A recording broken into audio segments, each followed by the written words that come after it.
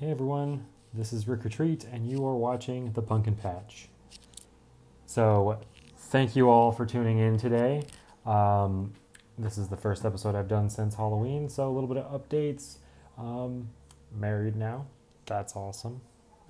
Thanks for all of your well wishes. I know a lot of my friends watching this video have, you know, given a lot of support and love to me in this time.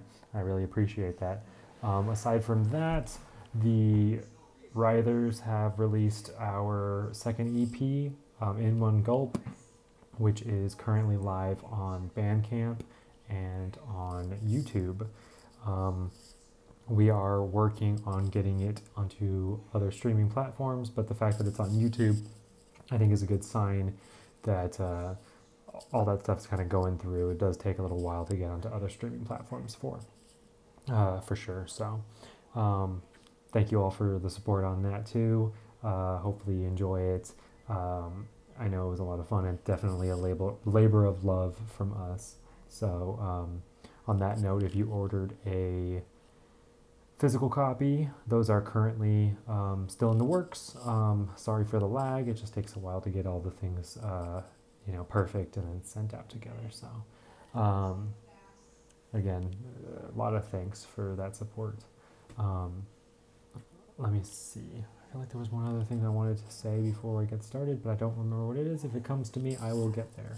Hope you guys are all doing well. This video is another review video.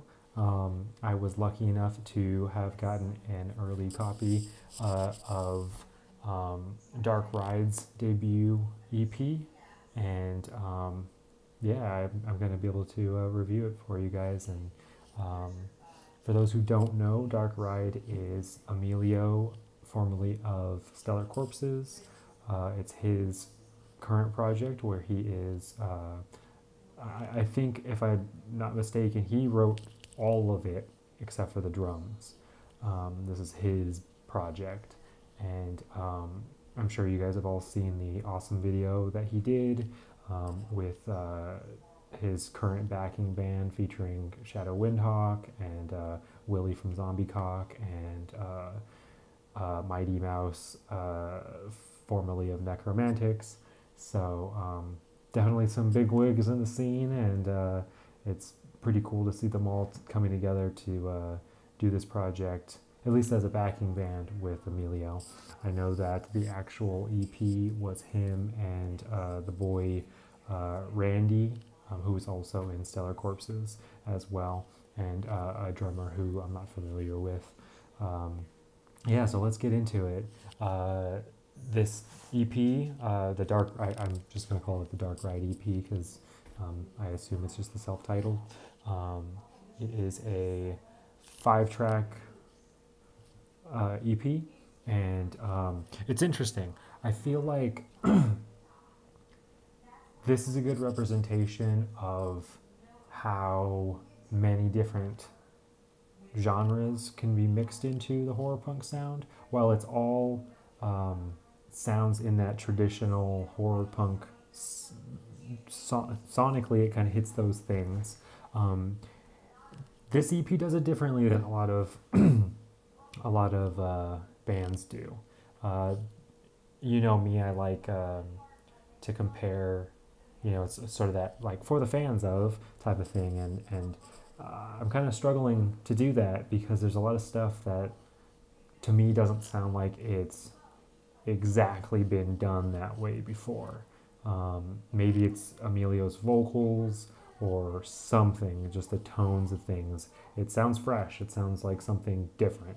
And maybe it just is, The first track is called Mistress Blade. It's the intro track that goes right into the second song. Kind of starts off with some feedback and this sort of gothy atmospheric piece in the keyboards, this like, that sort of choir piece with some strong riffs in the background. And then it counts on the hi-hat right into the next song, Heresy. Again, it kind of leads in with a strong riff, and to me the kicker is the keyboard. I think the keyboard on this to me mirrors the keyboard on Stellar Corpse's Evil Dead, and that for me is the best part of that song. And it really kind of stands true on this track, Heresy, as this cool sort of dynamic piece that keeps the whole song together when it is there. In my opinion, Emilio's vocal style is definitely, at least on this track, definitely influenced by Davey Havok, who is, Lord and Savior. And there's some like more hardcore yell style vocals, and then there are the more melodic singing vocals. And I think Emilio just knocks it out of the park on this. I think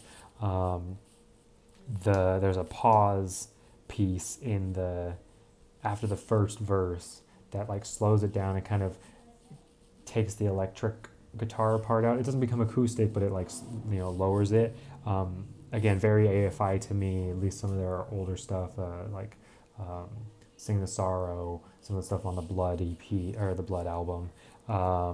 Just very tasteful in the dynamics on there. Like, I don't know, just keeps it really fucking cool and really fresh. It only does that one time, so it's like, oh wait, what? Oh, okay, and then it goes into the chorus, and then it goes into another verse. I think Emilio does a good job on this EP in whole of not overdoing the dynamics to the point where they become stale, which I think is really cool. I think it takes a lot of talent to be able to tell, like, oh, should I do this again, right?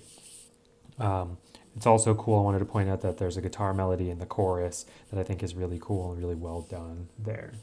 The third track is called Infernally Yours. This one's a little bit more on, like, to me it has this like 80s metal vibe. Something, I don't know, in my head it's kind of Dokken or something,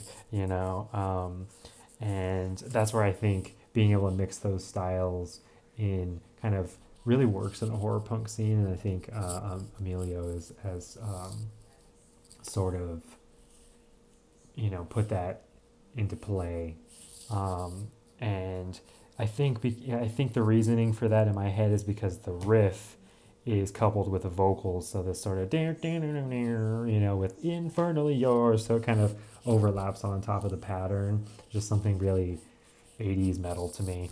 Not in a bad way or anything. It just sounds, that's what it reminds me of.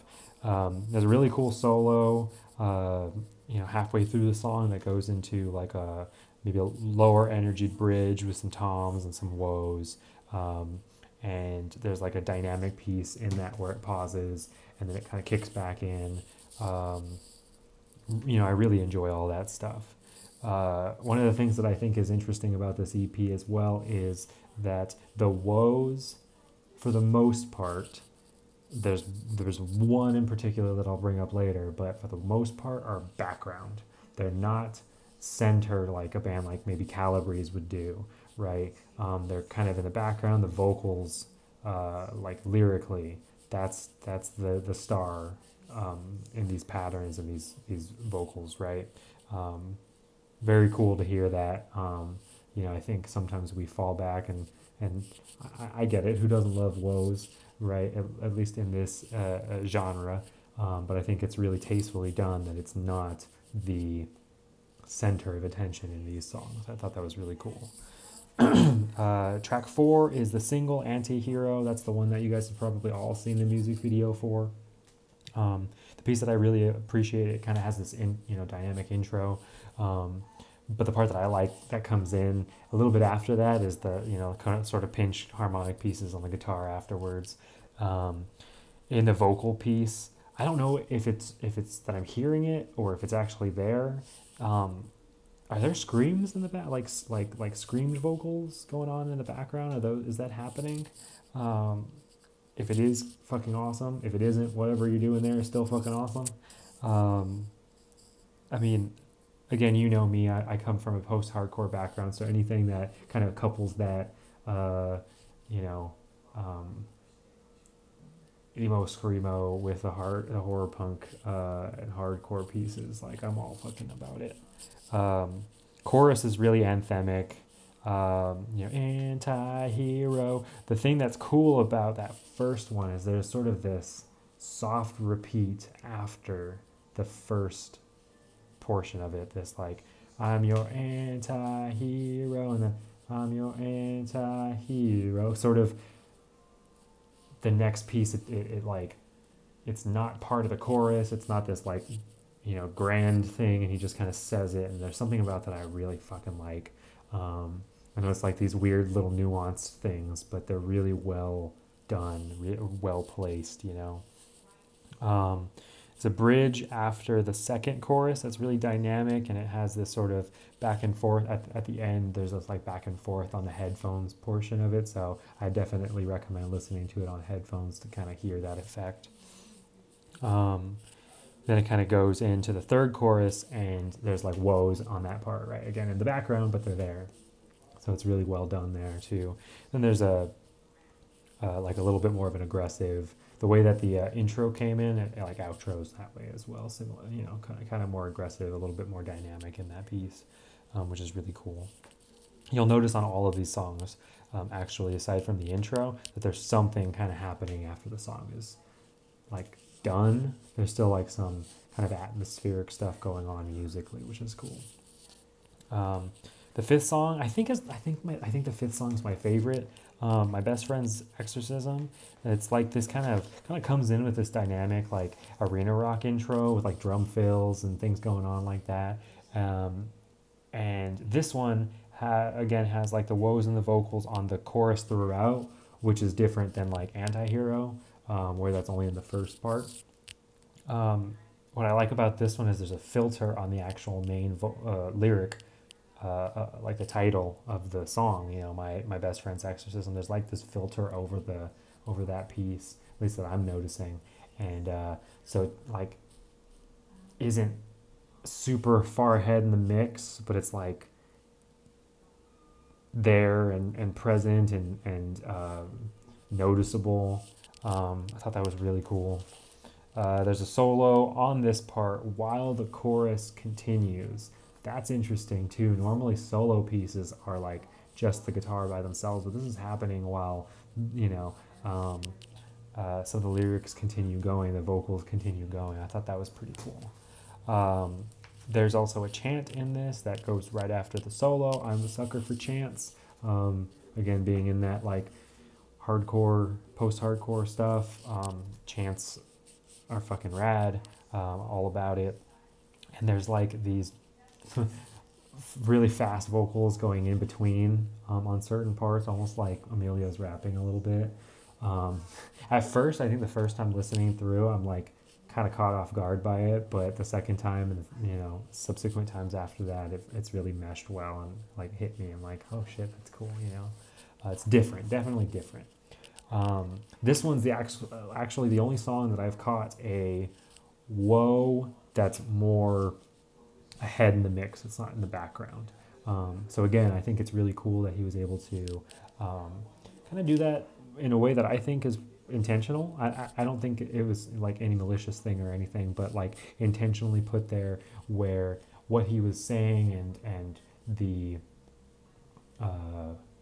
maybe important pieces for him was right in the, you know, the center, rather than these like, I don't know, regular things or whatever you want to call it, like just non-lyric parts, you know. I think he really wanted to highlight what he was writing, you know. So I thought that was really cool. Again, this one has like the sort of what I wrote, like a goodbye outro, right? This would be a great song for them to perform live and have like this sort of big dynamic outro too. Overall, man, I hope you guys check this EP out. It's definitely a lot of fun. You know, it's a good representation of, I think, where the horror punk scene is musically, and also strangely where we can go. Like, it's where we are, but also what we can look forward to hearing more of, I think, sonically, where it's not all always whoa, you know, whoa choruses, and I have nothing against those. I fucking love them, but that there can be more. That you can mix these styles. You know, like I said, the riffage sounds a little bit more metal, but it's not metal. It's clearly still in the vibe of the punk realm, right? But it's not like exactly just that. There's a little bit of this ominous gothy stuff going on too. You know, kind of tiptoes around some of those sounds, and I really appreciate that. It like hits a lot of things that I enjoy about different genres, you know. Yeah, so in the comments below, let me know what you think of Dark Ride's first EP, and I will leave the link for you to order it tomorrow, or to pre-order it today. I will leave that in the description. With that, I'm going to say thank you all. Thank you for the support.